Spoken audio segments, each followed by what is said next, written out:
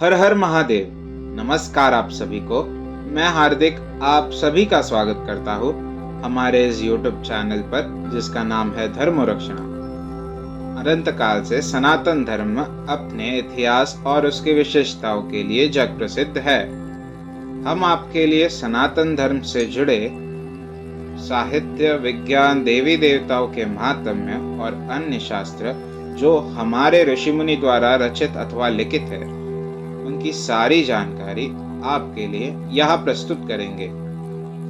इस कलयुग में हर एक तक हमारे प्राचीन ग्रंथ, वेद, पुराण, उपनिषद और अन्य साहित्यों के विषय में रोचक जानकारी हम आप सभी के लिए यहाँ प्रस्तुत करेंगे। आशा करते हैं हमें आपका सकारात्मक प्रतिसाद मिलता रहेगा।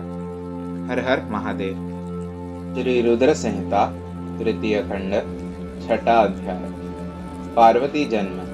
ब्रह्मा जी कहते हैं, हे नारद, तत्पश्चात हिमालय और मैना देवी भगवती और शिव जी के चिंतन में लीन रहने लगे।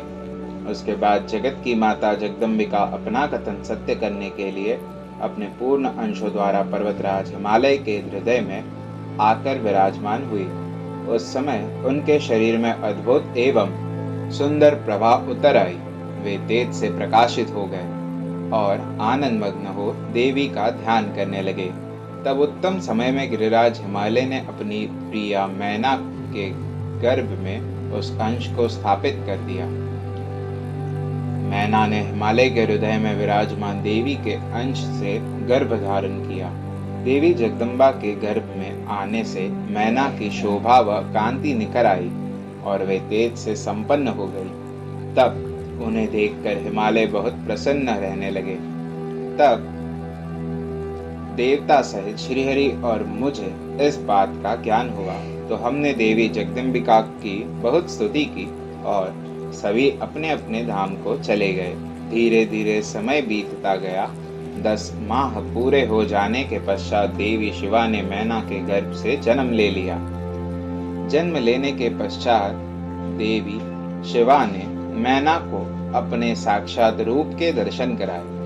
देवी के जन्म दिवस वाले दिन बसंत ऋतु के चैत्र मास की 9वीं तिथि थी। उस समय आधी रात को मृगशीरा नक्षत्र था। देवी के जन्म से सारे संसार में प्रसन्नता छा गई। मंद मंद हवा चलने लगी। सारा वातावरण सुगंधित हो गया। आकाश में बादल उमड़ आए और हल्की हल्की फुहारों के साथ पुष्प वर्षा होने लगी। तब माँ जगदम्बा के दर्शन हेतु विष्णु जी और मेरे सहित सभी देवी देवता गिरिराज हिमालय के घर पहुँचे। देवी के दर्शन कर सबने दिव्य रूपा महामाया मंगलमयी जगदम्बिका माता की स्तुति की। तत्पश्चात सभी देवता अपने अपने धाम को चले गए। स्वयं माता जगदम्बा को पुत्री रूप में पाकर हिमालय और मैना धन्य हो गए। वे अत्यंत आनंद का अनुभव करने लगे। देवी के दिव्य रूप के दर्शन से मैना को उत्तम ज्ञान की प्राप्ति हो गई।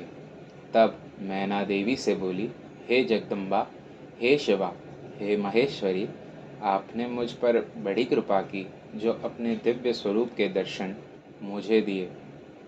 हे माता, आप तो परम शक्ति है।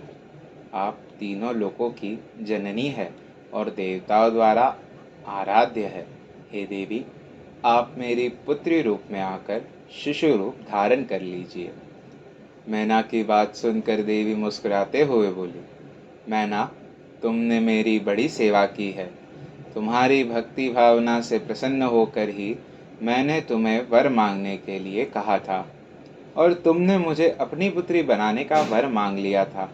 तब मैंने तथास्तु कहकर तुम्हें अभिष्ट फल प्रदान किया था। तत्पश्चात मैं अपने धाम चली गई थी।